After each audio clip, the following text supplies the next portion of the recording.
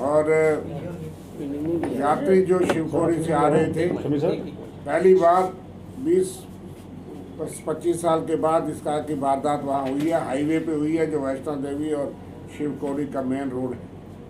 उसके बाद अभी भी डोडा डिस्ट्रिक्ट और कठुआ में हीरानगर के अंदर जो है इनकाउंटर चल रहे हैं और नौशहरा में भी 2 संदिग्ध देखे जाने की रिपोर्ट मिली है।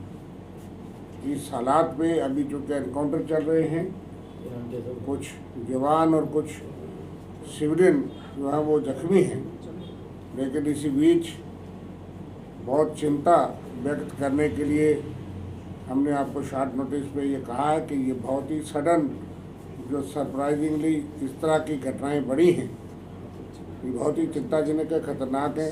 हमारे वर्किंग प्रेसिडेंट रमन भल्ला जी इस पे बात करेंगे। आज हमारे प्रेसिडेंट से कश्मीर में विकास सुरवानी साहब ने भी इस पे बात की है। पुख्ता इंतज़ाम यहाँ पे किए गए हैं। ड्रोन का सिलसिला भी हमने लोगों ने देखा, नार्को टेररिज्म भी यहाँ पे देखा, चिट्टे का व्यापार गर्म देखा, अब तो लाशों का बाजार हम गर्म देख रहे हैं। ये चिंता का विषय है। सरकार को लिप सर्विस ना दें हम लोगों को, जम्मू कश्मीर के अवाम को एक्शन की ज़रूरत है। पाकिस्तान को 2 टूक में जवाब दें कि पाकिस्तान स्पॉन्सर्ड मिलिटेंसी को किसी कीमत पे बर्दाश्त यहाँ पे नहीं किया जाएगा। और जो अभी अलर्ट भी यहाँ पे जारी किया, तो जो गांव में लोग रहते हैं वो भी इस चीज़ को गंभीरता से ले रहे हैं कि कहीं ना कहीं विफलता दिखाई दे रही है कि सरकार, जो भाजपा के लोग, जो सत्ताधारी पार्टी हैं, जो कल तक बड़े दावे यहाँ पे करते थी, आज बिल्ली थैले से बाहर आ गई है। और हमें चाहिए कि फौरी तौर पे पुख्ता इंतज़ाम करें, कहीं भी वैसी वारदात ना हो। जो सिक्योरिटी फोर्सेज ने काम किया, हम उनकी सराहना यहाँ पे करते हैं, किस ढंग से भी वो कर रहे हैं, लेकिन उनकी प्रेजेंस क्यों बढ़ रही है? आंकड़े कहाँ पे हैं? 22 मिलिटेंट, कभी 23 मिलिटेंट, कभी वो लॉन्चिंग पैड पे यहाँ पे बैठे हैं। हम लोग उनके आंकड़ों को सुनने के लिए यहाँ पे नहीं बैठे हैं। हमें एक्शन चाहिए ताकि पीसफुल एटमॉस्फेयर क्रिएट यहाँ पे हो, कंजीनियल एटमॉस्फेयर क्रिएट हो, ताकि अमरनाथ यात्रा में भी यात्री डर बगैर किसी डर के यहाँ पे बाबा अमरनाथ के दर्शन करने के लिए, माता वैष्णो के लिए दर्शन करने के लिए शिवखोड़ी में आराम से जा सके, यहाँ पे शाहदरा शरीफ हो वहाँ पे जा सके, डेरा नंगाली सब जा सके। कहीं पे भी इन मिलिटेंट्स की प्रेजेंस जो है, जिसने चिंता का विषय बना दिया जम्मू कश्मीर में, लोग गंभीरतापूर्वक इन चीज़ों पे अपनी चिंता यहाँ पे दिखा रहे हैं। कालाकोट और रियासी ज़िले का बॉर्डर है और ये त्रियाट के पास है। कल भी वहाँ लोगों का प्रोटेस्ट था, परसों भी था। और बड़ी गंभीर चिंता ये है कि जो वहाँ लोगों ने बताया, वहाँ डिस्ट्रिक्ट डेवलपमेंट कमिश्नर मौके पे था, हम लोग भी थे। लोगों ने कहा जो बीडीसी थी, जिनके हथियार दिए थे, एक तो हथियार जमा कर लिए, इलेक्शन का बहाना लेकर के सेल्फ डिफेंस में जो हथियार थे कुछ लोगों के जमा किए, जो अपने हथियार थे वो भी वापस नहीं दे रहे। लोगों को खुद लड़ने का, अपने आप बचाव करने का भी मौका नहीं दे रही सरकार। एक तरह से दावा करती है। और पिछले सालों में जो बीडीसी हमारे टाइम, कांग्रेस के टाइम जो बने थे, यूपीए के टाइम, बीडीसी उनको कमज़ोर कर दिया गया। और नई पिकेट्स जो वहाँ त्रियाट में भी पिकेट थी, सजाली गाला के पास बोगला में भी पिकेट थी आर्मी की, वो विड्रा करने से ये हमले कामयाब हो रहे।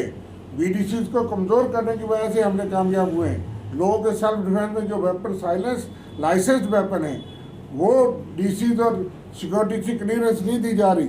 लोगों को मरवाना चाहते हैं, लोगों को नथे छोड़ दिया है, तो लोगों में बड़ी रोष है। ये कोई वजह है जिस वजह से ये कमज़ोर हुआ नेटवर्क, इंटेलिजेंस नेटवर्क और सेल्फ डिफेंस जो मैकेनिज्म इन प्लेस किए थे यूपी और कांग्रेस के टाइम, उनके कमज़ोर होने से ये हमले हुए। डांगरी हमले के बाद उन्होंने कहा था, होम मिनिस्टर ने, हमने SLR दे दी। लोगों के पास 303 जो है वो उन्होंने वापस नहीं दी है। और दावे मीडिया में कुछ और हैं। आप लोग ग्राउंड में जाइए, लोगों से पूछिए, और वहाँ भी रिपोर्ट है, क्योंकि मैं उसी इलाके, उसी क्षेत्र में रहा हूँ, था 3 दिन से, और मुझे ये जानकारी है। इसकी विस्तृत जानकारी दी जाएगी क्या वजूहत है, क्योंकि जो इंटेलिजेंस और सिक्योरिटी नेटवर्क और सेल्फ डिफेंस नेटवर्क को कमज़ोर किया गया इस ख्वाब में कि मिलिटेंसी ख़त्म हो गई है, और जो ख़त्म हो गई थी वो रिवाइव हो गई है। ये हमारी चिंता है। इसलिए भी जो नए मंत्रिमंडल बना है, वो अमित शाह जी यहाँ पे आके दौरा करें, इनसे पूछे ना क्या व्यवस्था है। जवाब दहिए भाजपा की बनती है। तीसरी बार तो बन गए, लेकिन तीसरी बार पहले कभी ऐसे हालात में ऐसे हमले ने यहाँ पे नहीं देखे कि किस ढंग से अचानक यहाँ पे ऐसे हमला होते हैं। उनकी प्रेजेंस कितनी देर की यहाँ पे है, ये सब चिंता का विषय। कौन से नाके क्रॉस करके आए, कौन लोग थे, क्या इनकी विजिलेंस यहाँ पे रही, क्या स्ट्रिक्ट विजिलेंस यहाँ पे रही, क्यों वहाँ पे लोगों की रिक्रूटमेंट नहीं की जाती है? चाहे एसपीओ जो इन्फॉर्म करे, क्यों विलेज डिफेंस कमेटियों को मजबूत करने के लिए कदम यहाँ पे नहीं उठाए जा रहे? आज रजौरी डिस्ट्रिक्ट को, डोडा डिस्ट्रिक्ट को, कठुआ डिस्ट्रिक्ट जो बिल्कुल सेफ माना जाता था, आज सब उसके गिरफ्त में यहाँ पे आया। और भाजपा की जवाबदेही बनती है कि इस चीज़ की हरकत को देखते हुए जम्मू कश्मीर के लोगों का मनोबल बढ़े, कॉन्फिडेंस लेवल बढ़े, लेकिन ऐसी वारदात भी ना हो पाए। तो आतंकियों द्वारा जो हमले किए, ये सरकार जिसके पास मैंडेट है, ये उसी ने देखना भी कौन से कारण हो सकते हैं, लेकिन उनकी प्रेजेंस क्यों हो रही है? ये जम्मू रीजन, जम्मू ज़िला, जम्मू के इर्द गिर्द इलाके में तो कभी भी ऐसी चीज़ें देखने को नहीं मिलती। कभी अखबारों में सुनते हैं कि सिजड़ा के पीछे वहाँ पे पहाड़ी में संदिग्ध पाए गए, कहीं परमंडल ब्लॉक के नज़दीक में पाए गए। तो ये सिलसिला कब तक चलता रहेगा और हम कब तक ये बर्दाश्त करेंगे? और मैं समझता हूँ कि सब्र की भी एक इंतहा यहाँ पे होती है।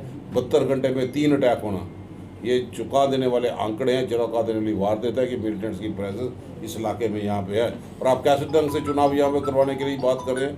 आपने विपक्ष के लोगों की सुरक्षा तो विड्रा कर ली, किस ढंग से वो मूवमेंट करेंगे, किस ढंग से डेमोक्रेसी को और अच्छे ढंग से वो पुख्ता इंतजाम दे पाए? ये सब चर्चा का विषय है। इसलिए सरकार को संज्ञान लेना चाहिए इन वारदातों पर और रोक लगाने के लिए कदम उठाने चाहिए।